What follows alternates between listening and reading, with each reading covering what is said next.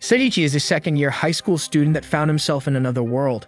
There he is embraced by a nude, red-haired beauty that declares her love for him, asking him to marry her. This overwhelms Seiichi, and he starts remembering how he got into this situation. Back in our world, Seiichi was constantly bullied and disliked because of his appearance and body odor. One day in school before the lectures began, a voice over the intercom addressed his entire class. It introduced itself as God and announced that they will all be transported into another world, where they will become heroes. The god grants them some powers and suggests that they form groups for safety reasons. But Seiichi does not manage to get into any groups and ends up all on his own. Seeing that, God grants him some additional powers to help him out. After getting transported into the other world, Seiichi finds himself all on his own in an unknown location surrounded by a vast forest. After wandering around for days, he is desperate to find something to eat. Suddenly, he is bumped into by some creatures who do not pay him any mind and continue on their way. However, they leave behind a large fruit, which Seiichi identifies using the powers God gave him. It turns out that the fruit in question is a fruit of evolution. Even though it tastes horrible, Seiichi eats the fruit in order to sate his hunger. He hears a voice telling him that the effect of evolution will take place, but as nothing obvious happens, Seiichi continues to search for more food. On his search, he finds the creatures that bumped into him earlier. Some time passes and Seiichi ends up eating all of the fruits he stole from the monkeys, which keep improving his abilities. Suddenly, he is ambushed by one such monkey. The monkey is very strong and it defeats Seiichi with ease, but just as it is about to eat him, the monkey inhales Seiichi's body odor and dies.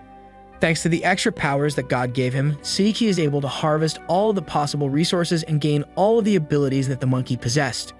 This triggers the evolution from the fruits he ate to manifest, changing his body, making him very charming and powering up his abilities to unbelievable levels. Checking his stats, Seiichi realizes he is only 1/10 of the way to complete his evolutions. 5 months pass and Seiichi has been wandering around the massive forest, using the knowledge he gains from defeating monsters to map out the area. At this point, he is almost finished with his evolutions, standing at 9 out of possible 10 stages of it. While he's inspecting his stats, Seiichi is attacked by a pack of monkeys who are led by a reddish-pink gorilla. The gorilla wants to fight Seiichi because he is strong. With no other option left, he fights against the extremely powerful gorilla. During the fight, the gorilla is impressed by his strength, so much that it begins falling for Seiichi. Introducing herself as Saria, the gorilla goes all out against him. Even all the evolutions he went through are not enough to overpower Saria. With no other options left, Seiichi decides to try and take her out with his body odor. But instead of defeating Saria, this only makes her fall for him even more. Deciding that she wants him as her mate, Saria picks up Seiichi and carries him to her lair. There she keeps pampering him, trying to make him become her husband. But Seiichi is disgusted by the idea of marrying a gorilla, completely declining all of her advances. From conversing with her, Seiichi learns that she was ordering the other monkeys to gather the fruits of evolution for her. Her plan was to give those fruits to her future husband, but someone stole them. Seiichi decides to be honest, so he reveals that he stole and ate them because he was starving. Saria quickly forgives him for doing that, but warns him that if anyone eats 11 of those fruits, they die. Seiichi is glad he learned that, as at this point he ate exactly 10 of them. Saria leaves her lair to go hunting, which gives Seiichi a chance to run away. In the meanwhile, the other students that got summoned into this world are all at the same place, the Kaiser Empire. There the king has ordered them to prepare to fight the demon lord, as that is their purpose in this world. Running away from Saria, Seiichi decides to head for the unexplored section of the forest which monsters shy away from. Saria notices where Seiichi is going, tries to stop him, but he does not listen. Instead, he keeps going and enters an ominous dungeon. Inside of the dungeon, he meets the Dark Lord Xenos, who is a skeleton. He is disappointed that the first human to stumble across his tomb is a weakling. Just as Xenos is about to kill Seiichi, Saria jumps in the way and protects him with her body. The blow brings Saria down, and only her ability to stay alive a bit longer after suffering a fatal blow is what is allowing her to hold on. Seiichi rushes to her side, realizing just how important he was to her. With tears streaming down his face, he apologizes for treating her so harshly just because she is a gorilla. Seeing that, Xenos mocks Seiichi for being in a relationship with a gorilla, but Seiichi lashes out at him, declaring that he indeed loves Saria, as she has treated him with nothing but care and affection. Enraged by Saria's imminent death, Seiichi musters all of his powers and somehow manages to get through Xenos' defenses, bringing him down.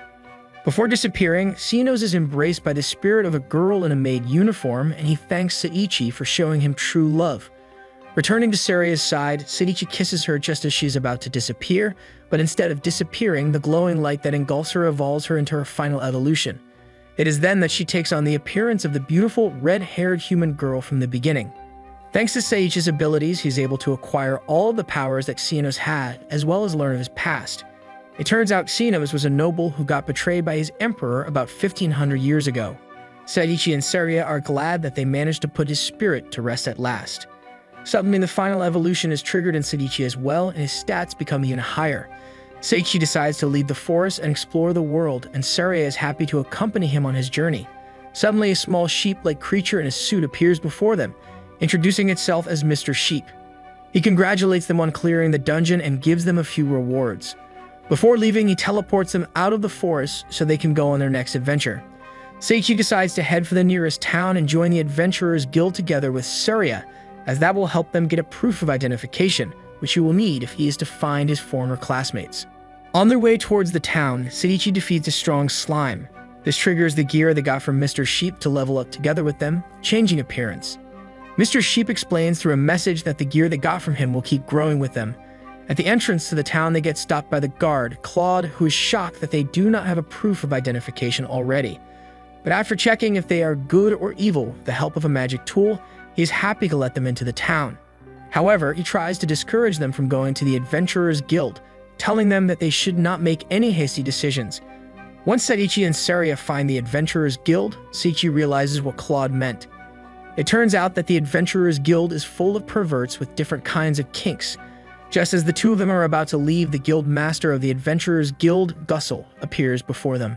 He is quite obsessed with his own muscles and is constantly striking into poses while he speaks. He ushers them into the guild, where the blonde receptionist, Eris, helps convince them to register with the guild. As soon as Seiichi signs them up with the guild, three strangely dressed individuals burst into the guild and take him outside. Once they notice how charming Seiichi is, they want to do dirty things to him, stating how this is part of the initiation. But he is more than capable of getting away from them. Returning to the guild master is surprised that he managed to escape from the notorious trio. In order to see if the two of them have what it takes to become adventurers, they are assigned a rank adventurer to supervise them while they finish a few tasks.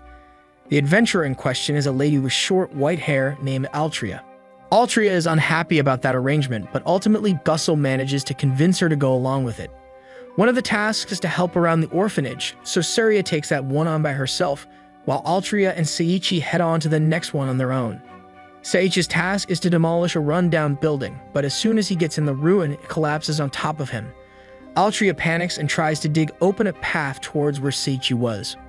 While doing so, she remembers how she is always surrounded by misfortune, and it always rubs off on those around her. However, thanks to Seiichi's overpowered stats, he is able to get out of this predicament completely unfazed. Altria is relieved, but she still scolds him for going ahead on his own and being reckless, stating how adventurers need to be able to sense danger if they want to survive. Meanwhile, other students that got summoned to this world are busy doing basic combat training with each other. The commander in charge of their training, Zekia, wonders why they had to be summoned to participate in their war against the demons, explaining how they come from a peaceful world, and because of that, he does not want them to risk their lives for something that does not even involve them. With all of the tasks finished successfully, the guild master presents Seiichi and Saria with their reward, telling them to go rest for the day.